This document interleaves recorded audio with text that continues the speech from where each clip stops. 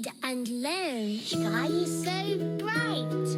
Smart kids grow with moonlight. Read and learn, shine so bright. Smart kids grow with moonlight. E-Schoolify series, fun and true.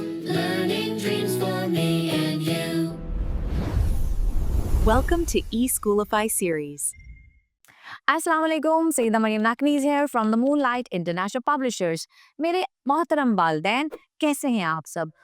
आज बच्चों को हमने ते लिखना, ते की आवाज़ और ते को हरकाते सलासला के साथ पढ़ना सिखाया। तो घर पर आप बच्चे को कैसे सिखाएंगी? पहले बच्चे को आप ते लिखना सिखाएंगी। नीचे जाए, लाइन पे लिटाए, ऊपर आए, ते के ऊपर 2 नुक्ते लगाएं। अब हमने क्या कहा?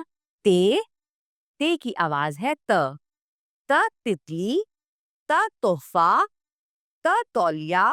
आप तराजू दिखा सकती हैं। और जैसे ते त ताली, ते त ताली।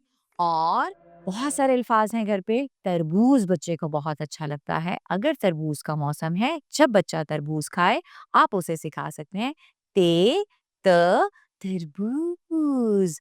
उसके बाद हमने कहानी सुनाई और कहानी सुनाने के बाद एक अच्छी बात सिखाई कि हमें बड़ों के साथ तमीज के साथ पेश आना चाहिए, तमीज से बात करनी चाहिए। आपने भी घर पर बच्चे को ये दोहराई करानी है।